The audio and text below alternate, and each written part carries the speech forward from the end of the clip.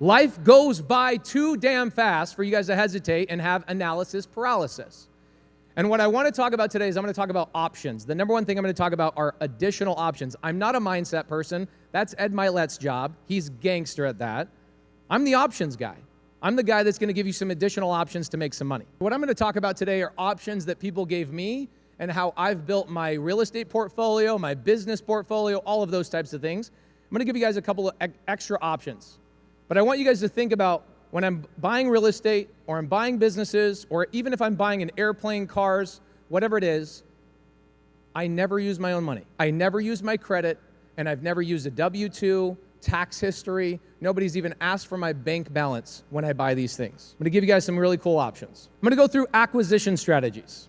And as I go through the acquisition strategies, you guys can take photos of this. Feel free to. I'm going to give you the fact that I didn't know what any of these things were, and a lot of you guys have no idea what these things are, and we're not going to be able to go through all of them in 35 minutes, but I'm going to go through a couple of them. I want to tell you guys that I was a contractor for 10 years. 10 years I was a contractor. Where did that option of becoming a contractor come from? Where did it come from? Where did that option come from? Did I just read in a book one day that I want to be a contractor? What's that? Family business. How many people here have made decisions because of people in your church, people in your family, people in your environment? You literally are in the place you are today because of your environment and decisions that were made for you. And you didn't even know that you needed to go find other options. I was that guy. I didn't know I didn't have options. I thought I was killing it as a contractor. I had a lady come to me. This is when I had about 200 employees. I was a contractor. And I had a lady come up to me and she said, "Pace, you should be in real estate." And I was like, "Well, I am in real estate. Look at all these houses I'm flipping." And she says, "You're not flipping those houses. You're flipping those houses for people like me." I was a contractor flipping houses for other people. I was their contractor. They would hire me, okay? And she said, "Pace, you are a slave to their business. You're not a business owner. You are a slave to my business." And I was like, "How dare you say that to me?" And then she went further and she said, "You are a simple Google search away from being replaced." Oh my God, I felt like this lady punched me in the gut. But what she did is she went a step further. She actually grabbed my shoulder and she dug her talons in. I can still feel it to this day. And she said, "Sit on the back of this truck." We were on a job site. And she says, "I want to show you how to go and find real estate." She says, "All these excuses, all this analysis paralysis, I'm going to take you by the hand and I'm going to take you through your first deal." Well, here's what's cool. I don't have time to tell you about my first deal. It is a great story. Anybody heard the bunny story before? We're not going to talk about that story today, sadly. But I got my first deal. Okay, she taught me how to send out postcards. I don't send out postcards anymore because I have better options. But she taught me to send out postcards. I spent money. I don't do that now. But that was the options that I had at the time. I got my first deal. I made $25,000 assigning it to a fix and flipper. I got the contract.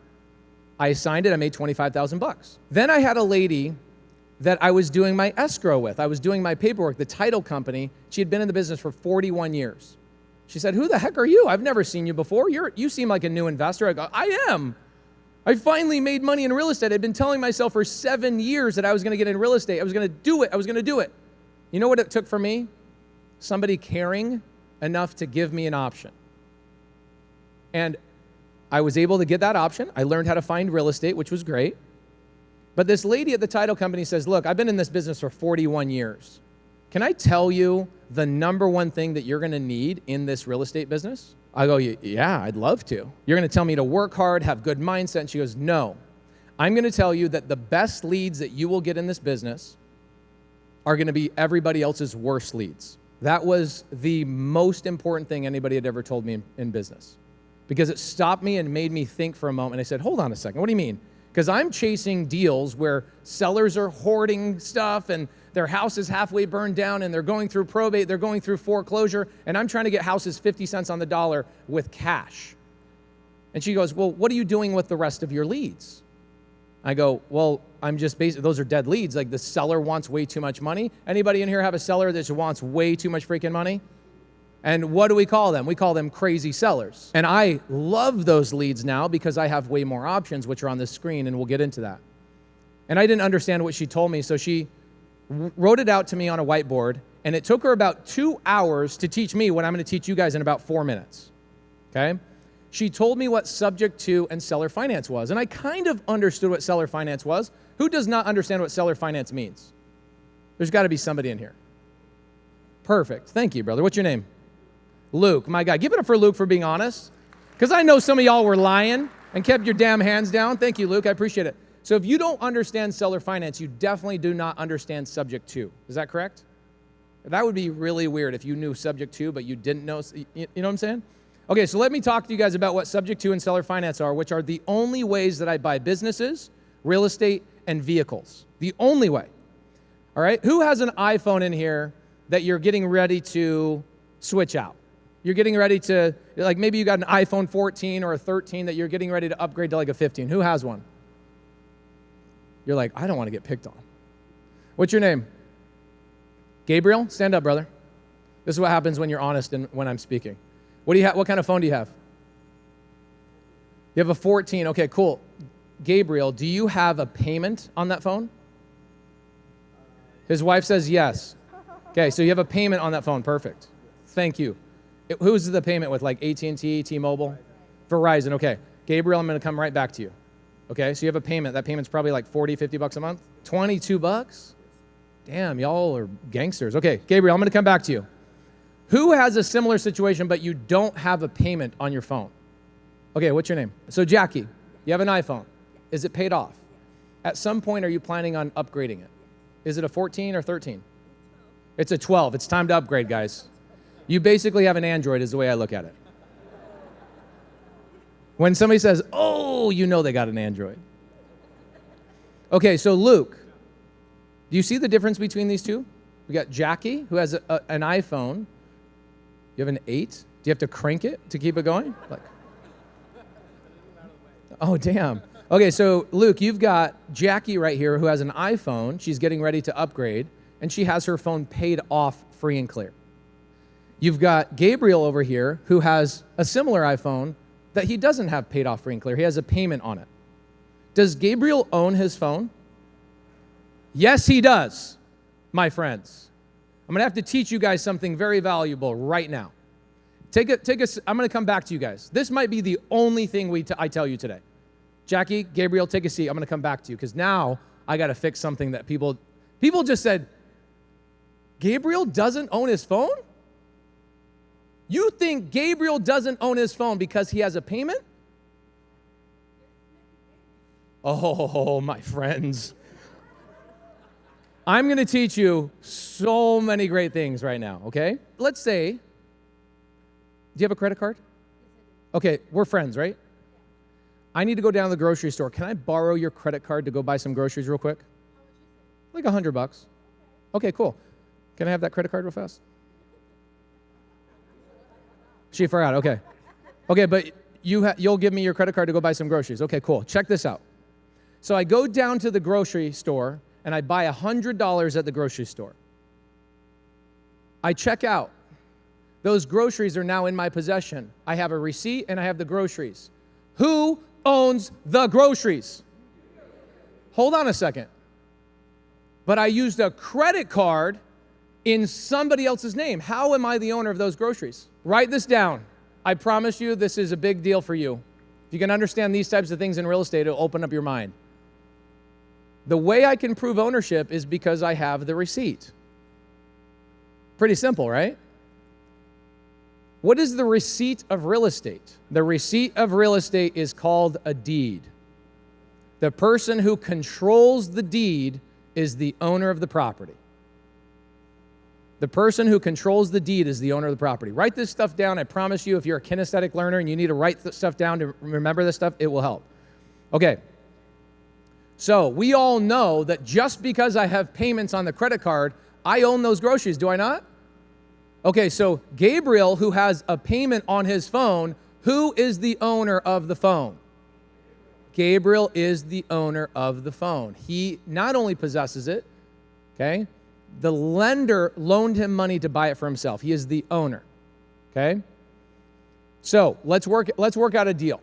I want to buy both of these phones. One I'm going to buy subject to, and the other one I'm going to buy on seller finance. Okay? Jackie, can you stand up for me? How much do you think that phone is worth if we put it on Craigslist today? Okay, she says maybe $700. So if we put the phone on Craigslist for $700, am I going to get $700 if I put on Craigslist? But it's worth that, right? If I put something that's worth $700 on Craigslist, am I going to get $700? Sounds like people have been on Craigslist. Okay, so what do you think you'll actually receive? Because somebody's going to come along and go, I'm going to give you an all-cash offer. I'll come and meet you with cash. They all talk like that on Craigslist. What do you think I get? $600? $550? $600. Okay, so if you sell it for cash, you know you're getting $600. Okay. Luke, check this out. Does anybody in here work or anybody in here own a company that if I had a cell phone and I came and worked for you and I used that cell phone, I could make $10,000, $15,000, $20,000 a month? Anybody in here? Insurance salespeople? What do you do? Okay, high-ticket sales. How much does an average guy make with you? 12, 15 grand a month? So if I had nothing but a cell phone, I could make 12, 15 grand a month. Can we agree that an iPhone is an asset that I can make more money than what the phone is worth? Okay, cool. Jackie, I will pay you $700 for your iPhone. I know you're only going to get like $550 for it, maybe $600, but I'll pay you $700. But the way I want to pay you $700 is I want to give you $50 payments for the next 35 months. Would you be open to something like that? Actually, no, that's not 35. What is that? That's only 14 months. Okay, 14 months. So for 14 months, I'll pay you $50 a month to get you to your $700. Are you good with that deal? It's okay to say no. Okay, perfect. She's probably not a good fit for me then. She can go sell that for $550, right? What would make you feel comfortable? If I can't pay you, you can take the phone back. How about that? Okay, so she's not a good fit for me. Jackie, take a seat. I want to cut in here while we're making this video and let you know that we have the Squad Up Summit coming up. Go to squadupsummit.com to join. I'm going to tell you why you should be coming. You should be coming in and learning creative finance, creative deal structure, creative lending, creative paperwork, all the things that creative finance is changing the game with.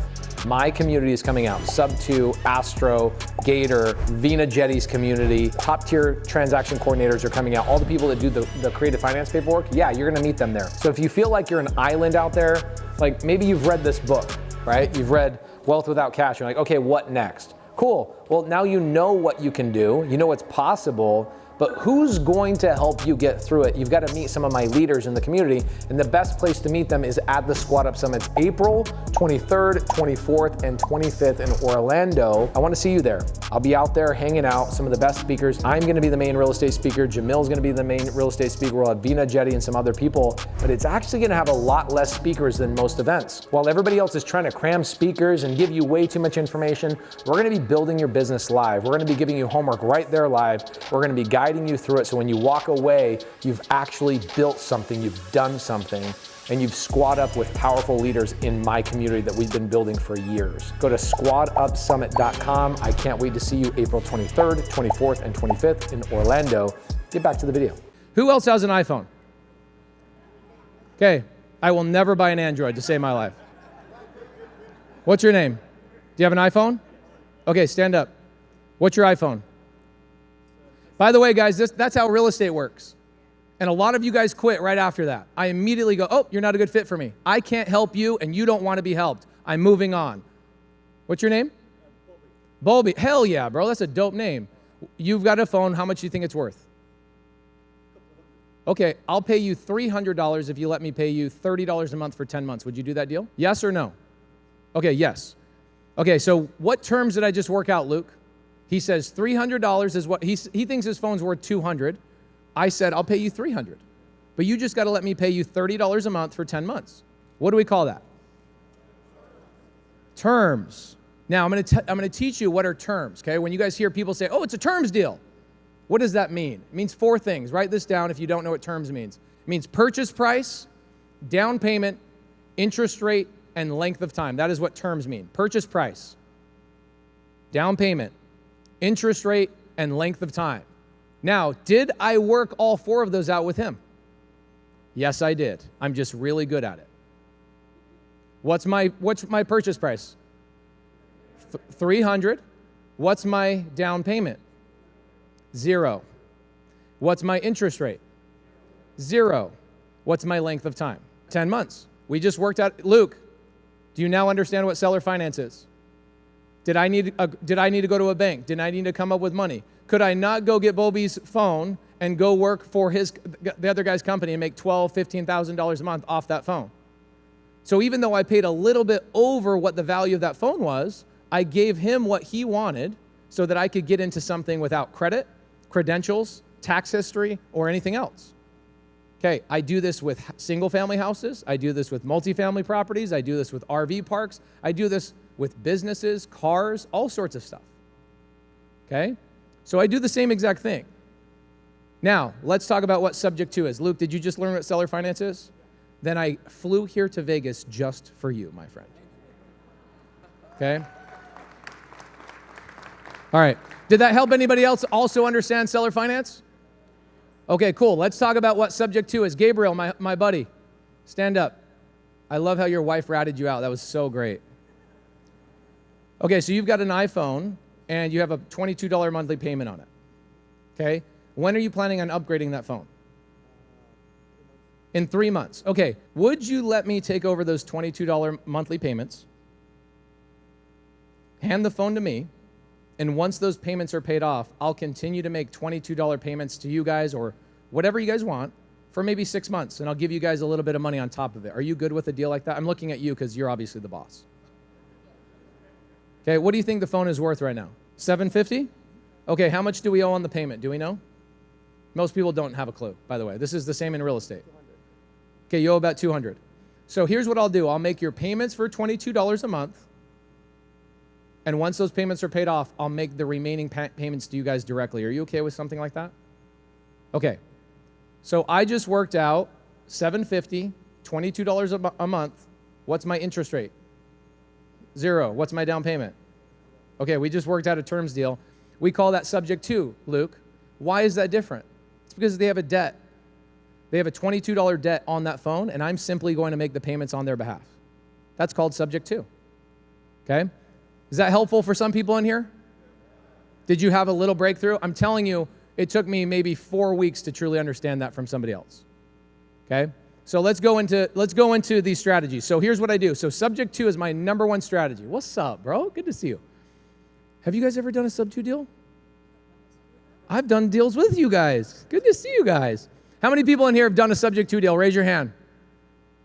Okay, so what you guys are witnessing is a group of people in here, 30, 40 people have done deals where they just take over somebody else's debt. Why the hell would I want to take over somebody's debt? Write this down. This is so important to you. I'm telling you, this is the most important thing ever.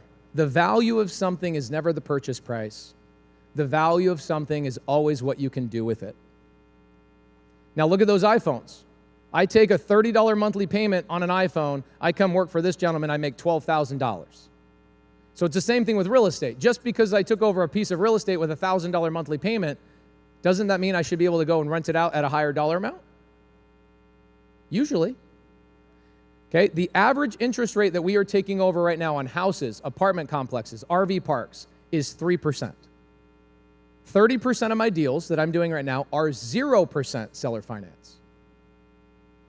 And while everybody else is out there talking about what the Fed is doing and what the banking situation is doing, I have not cared about the banks. I have not had my credit checked in over 8 years. Let's do a couple of examples. How about that? You guys cool with that?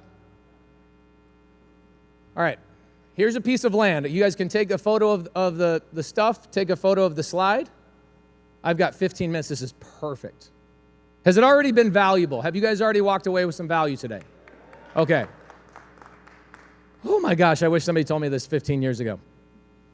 All right, so I've got 50 lots right here. Here's the address, 50 lots. I pulled the list. Now, I'm a deal finder. How many people in here are deal finders that I could buy a deal from? Keep your hand raised, please. Everybody, look around at the people with their hand raised. If you don't want to find a deal, I'm going to go to you and say, can I just buy a deal from you? Because you'll find it. Will you find a deal and assign it to me and I can buy it from you? Hell yeah. I love that. So one more time, people go out and find deals. I call you guys the scouts. The people go out and find deals. Hell yeah. Hell yeah. You got your hand? Hell yeah. Hell yeah. That's freaking awesome. Okay. So my scouts, this is helpful for you. For the people that are like, I don't want to scout. I don't want to call sellers. I don't want to negotiate. Great. Let the scouts do that and they can bring the deals to you. After the event's over, go and talk to them. Okay? For me, I pulled a list of vacant properties where the owner owned the property for over 10 years. What does that tell you in terms of motivation? It's a piece of dirt. It's 50 lots.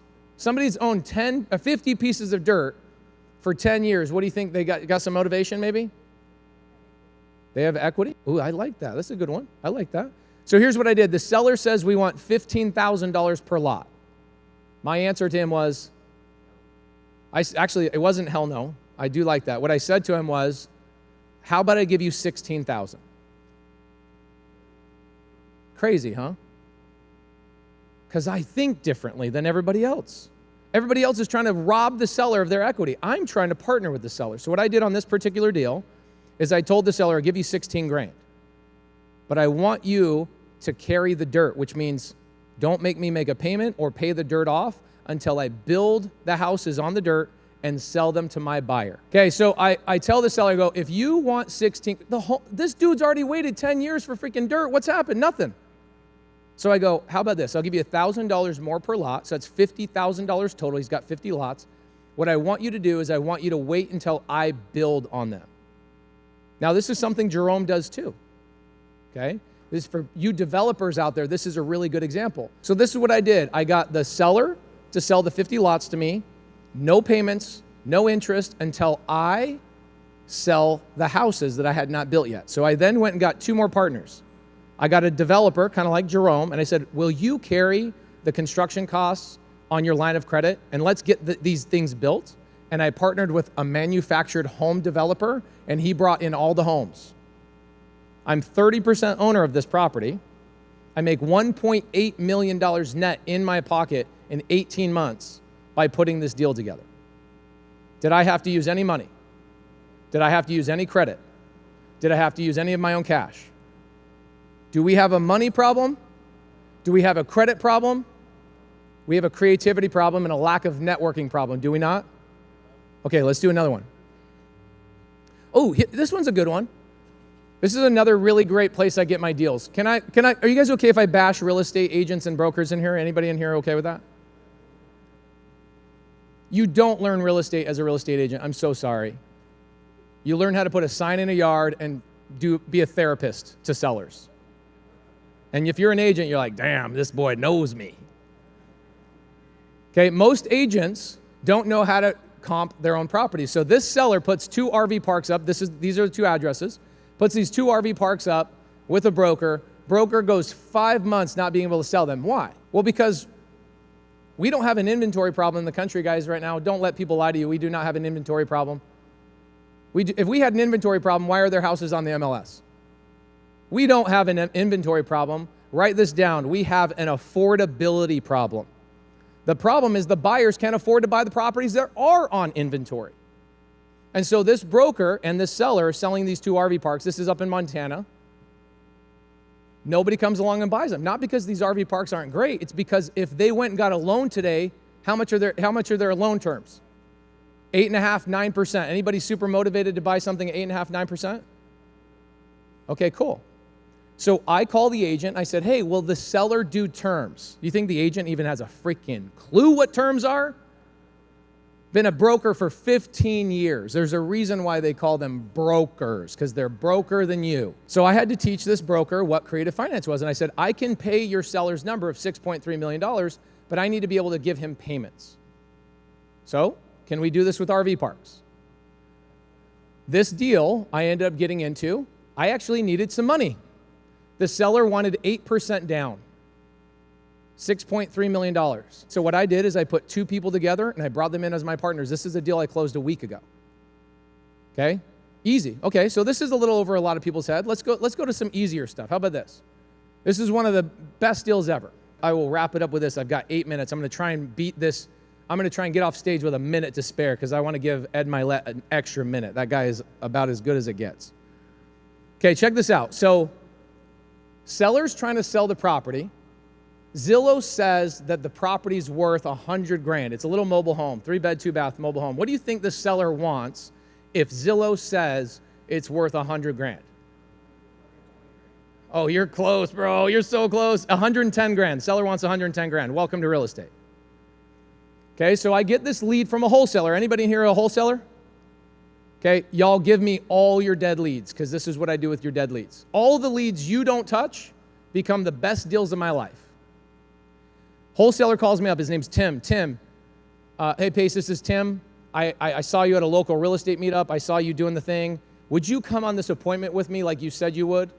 Hell yeah, dude. I freaking love going on appointments. Let's go. We go meet Dale and Susan, the owners of the property. They would not let us in the property because there's tenants inside the property. So we're hanging out in the carport. I'm talking to you. You're a wholesaler. I'm going to look into your soul right now. I'm going to make you go back to all your dead leads and rethink the way you're doing business, okay?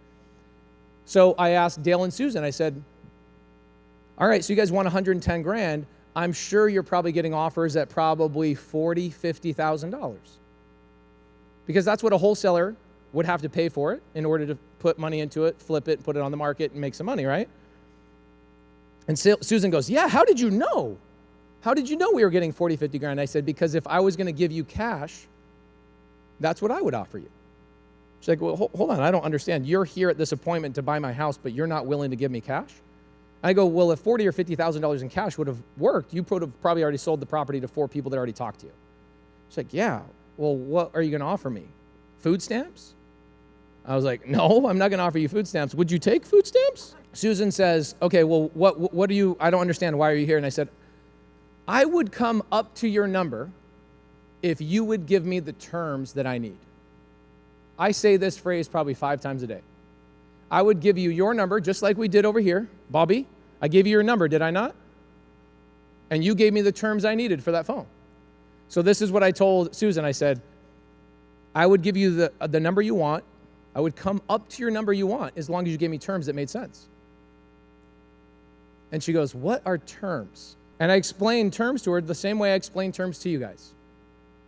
That is how simple this is. To explain somebody creative finance is to explain what we just talked about with the phones. So I explained that to her, and she goes, oh my gosh, so I can get $110,000? I go, yeah, if you give me the terms I need. She goes, perfect. 20% down, 8% interest, and I want to be paid off in 3 years. I was like, I am not your buyer. And she goes, well, what terms would you give? And I go, here's the problem, Susan. We're trying to balance out a teeter-totter. And you've already asked for a really high purchase price. Everybody else is offering you 40, 50 grand. I'm offering you 110. You can't bake your cake and eat it too. She goes, well, what would you want? I go, I've already given you your profit, got 110 grand locked in. What I want is no down payment. I want principal only, and I'll take over your tenants. You know why they were selling? Their tenants were family members, and the family members were taking advantage of them and paying late every single week. Anybody ever do a favor for a family member and go, oh my gosh, no good deed goes unpunished? Y'all know exactly what I'm talking about, huh? You got family you've done favors for? It works out really well, doesn't it? Okay, so Susan wanted to get out of this. This is what we call a tired landlord, right? So what happens with Susan is she goes, oh, okay, well, I want a down payment. I want to make sure that you have skin in the game. I want a down payment. So here's how I structured the deal. Check this out. This is actually the promissory note. It's recorded on county record. Does anybody see what day did I close escrow? Upper right, it says I closed escrow on March 31st, 2020. I bought the property for $110, and I gave her $5,000. This is what I said. I said, I'll give you $10,000 down payment, but you got to seller finance my down payment. Did I just make you go like this a little bit? Like, huh? So not only is she going to seller finance the property, but she's going to seller finance my down payment. Think about that. And I'm taking money from the renters. You freaking got it. So check this out. This is a promissory note recorded on county record. That all of my 2,300 properties are all recorded on county record, so you guys can go and look them up. This is what I did. I said, all right, I'll give you $10,000 down, Susan, but I'll give you $5,000 in 6 months, and I'll give you another $5,000 in 6 months after I've owned the property. The payment I make to her is $375 a month. The tenant pays me $1,650 a month. After my expenses, I net $1,000 a month on this property. So in 6 months, how much money do I have to pay that down payment? I have $6,000. I'm paying her $5,000. Okay, so I had the tenants pay the down payment for me. Now, what's great about this property is it's 0% interest. And how did I work out the payment with her, the $375? How did I come up with the $375, right? We work out purchase price, down payment, interest rate, and length of time. How did I figure out the payment with her? This is how simple this business is. A lot of you guys sit there. Yes, there you go. You had the answer. Who said that? her needs. Do you know what her need was? They're retiring, and they want to drive around the country in their RV. And I said, how much does it cost for you to rent an RV spot per month? What do you think her answer was? $375 a month. And that is where my payments come from. You guys are overthinking every single aspect of real estate. When you have a conversation with people, you figure out what their needs are and their desires are, you can craft a deal that works for both parties very, very easily, okay? We do this with single-family properties. We do this with, I call it microfamily. Anything under like 12 units, I usually call microfamily, okay? I don't have any of the examples for the big multifamily, but the biggest deal I've done is 587 units, $110 million. Okay, we have about $450 million in our portfolio. I have pulled my credit 0 times on any of those deals. I have shown my bank balance 0 times on those deals. I've shown my tax history 0 times on those deals. So do I have a money problem in this room? Do I have a credit problem in this room? Do I have, oh my gosh, I need a really great W-2 so I can walk down to the bank and ask their permission to buy a property? Problem. We have a creativity problem, do we not?